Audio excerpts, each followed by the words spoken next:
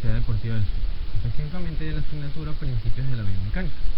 En esta pequeña exposición les voy a hacer una descripción de los principales conceptos que se asocian a la cinética. Antes de comenzar con los principales conceptos que se asocian a la cinemática, es necesario describir o definir lo que es la mecánica. La mecánica es la parte de la física encargada de estudiar el movimiento y el reposo de los cuerpos, haciendo un análisis de sus propiedades y causas. La mecánica se divide en tres ramas.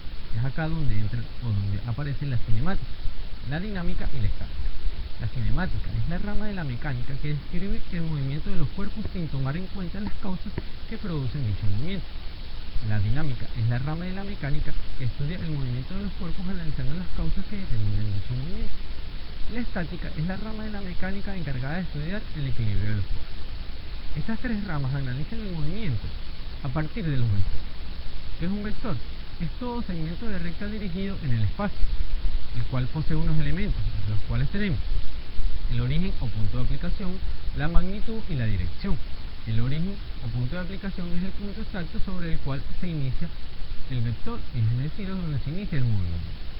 La magnitud es la longitud o tamaño del vector, y la dirección es el sentido que toma el movimiento. Esto se representa con la punta de flecha situada en el extremo del vector. Para calcular la magnitud del vector se mide desde el origen hasta la punta de la flecha. También hay que destacar que existen diferentes tipos de vectores. Existen tres específicamente. Son los vectores paralelos, los vectores fijos del plano y los vectores libres del plano. Los vectores paralelos son aquellos que tienen el mismo origen, la misma magnitud e igual dirección. La principal característica de los vectores paralelos es que no se cortan entre sí. Los vectores fijos del plano son segmentos cuyo origen y extremos son invariantes entre sí. Los vectores libres del plano es un conjunto formado por infinitos vectores fijos paralelos. La composición de vectores.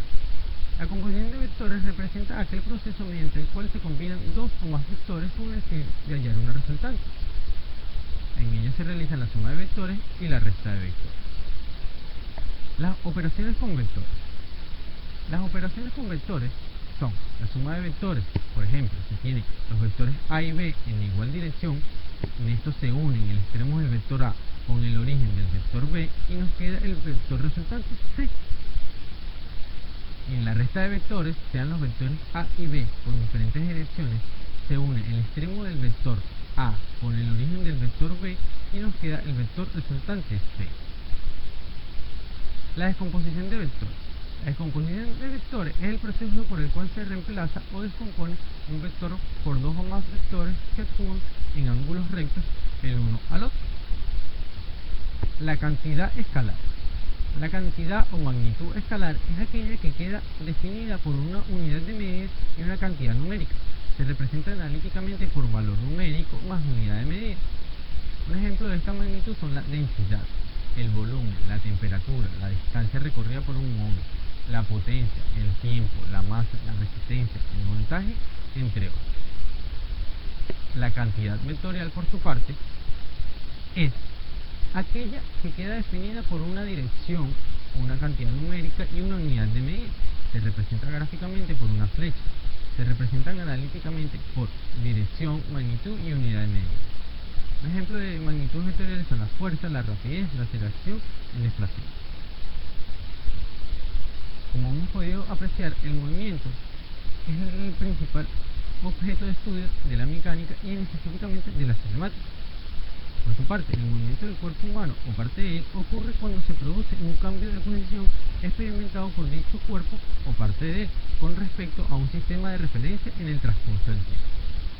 Si el cuerpo humano o parte de él no cambia de posición con respecto al tiempo, entonces se dice que el cuerpo está en reposo. Los tipos de movimiento. Se tiene el movimiento de traslación, cuando todos los puntos que conforman el cuerpo humano se mueven la misma distancia y al mismo tiempo, es decir, todos los puntos del cuerpo se mueven paralelamente entre sí. El movimiento de rotación es aquel cuando el cuerpo rota alrededor de un eje describiendo una curva definida. Y el movimiento general, que es una combinación de los movimientos de traslación y de rotación. Durante el movimiento general, el centro de gravedad del cuerpo o segmento describe trayectorias irregulares o curvas. Este es el tipo de movimiento que más se puede apreciar en los deportes. Los elementos del movimiento. El móvil o partícula es todo cuerpo que es capaz de moverse. Se considera que un móvil es puntual cuando sus dimensiones son mucho menores con respecto a la Tierra. El cuerpo humano en movimiento se dice que es una partícula matemática en relación a la Tierra. El punto de referencia. Se llama punto de referencia al punto considerado fijo o a partir del cual el móvil cambia de posición. La posición.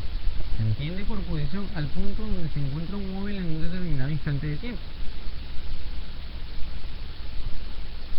La trayectoria es la línea imaginaria formada por todos y cada uno de los puntos que ocupando el móvil a medida que transcurre el tiempo. Que va ocupando el móvil a medida que transcurre el tiempo. La clasificación del movimiento. Se puede clasificar por la forma de la trayectoria. Los rectilíneos, que van en líneas rectas siempre, y los curvilíneos, que no tienen una línea recta predominante, sino que van realizando curvas o paradas a lo largo del movimiento. Las características espaciales.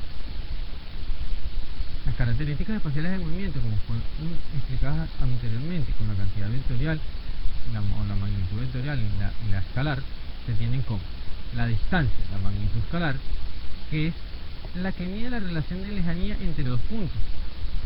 También se puede definir como la longitud del camino comprendido entre dos puntos del espacio. El desplazamiento, que es una magnitud vectorial, se tiene que es la variación de la posición del cuerpo humano o parte de él o de un implemento deportivo con respecto al sistema de referencia utilizado. El desplazamiento es un vector con dirección. La distancia representa el módulo del desplazamiento. Por su parte, las características temporales se tiene el tiempo. Dentro de las características temporales se tiene el tiempo.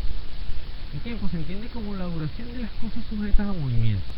Es una magnitud física que permite ordenar la secuencia de los sucesos, estableciendo un pasado, un presente y un futuro. Su unidad en el sistema internacional es el segundo. Es necesario utilizar una referencia temporal, puesto que cualquier movimiento carece de sentido sin él. Los movimientos del cuerpo humano serán tratados única y exclusivamente dentro de la escala física clásica sin tener en cuenta efectos relativos. Las características espaciotemporales. Se tiene la rapidez dentro de la magnitud escalar. La rapidez como cantidad escalar representa el módulo de la velocidad, es decir, la distancia total recorrida por el móvil en un tiempo transcurrido. La velocidad del cuerpo humano o parte de él o la obtenida por un implemento deportivo es el desplazamiento que experimenta el cuerpo o el implemento en el tiempo transcurrido. Se tiene la velocidad media, que es la velocidad promedio que lleva un móvil cuando recorre una determinada distancia en un tiempo determinado, y la velocidad instantánea. La velocidad instantánea es la velocidad en un intervalo de un tiempo muy corto. Siguiendo con la magnitud vectorial se tiene la aceleración. La aceleración que experimenta el cuerpo humano o parte de él se produce por la variación de su velocidad a medida que transcurre el tiempo. Cuando el cuerpo no experimenta aceleración, es decir, es igual a cero, la velocidad no varía, por lo tanto es constante. Cuando la aceleración es positiva, la velocidad aumenta en relación con el tiempo. Por el contrario, cuando la aceleración es negativa, la velocidad disminuye en el tiempo. Estos conceptos que fueron explicados anteriormente son los principales, más no los únicos, que pueden ser tomados en cuenta para realizar análisis biomecánicos de los movimientos de los deportes. Es decir, a partir de estos se puede calcular la velocidad promedio de un corredor de una maratón de 42 kilómetros, obviamente, o de un jugador de fútbol, cuál fue la velocidad promedio durante un partido y el desplazamiento total que se realizó. De igual forma se puede ver la aceleración que tuvo un corredor de 100 metros para poder promediar la aceleración constante. De igual forma se puede calcular la fuerza aplicada por un nadador en un recorrido de 100 metros en una piscina olímpica. Es decir, todos estos elementos que fueron anteriormente definidos son esenciales para la realización de los análisis de los principios biomecánicos, para de esta manera poder corregir a los deportistas al momento de realizar los movimientos. De igual forma se puede potenciar al deportista, ya que se le va a mejorar el movimiento y se va a mejorar la velocidad, la aceleración, la fuerza, entre otros elementos. Muchas gracias por su atención.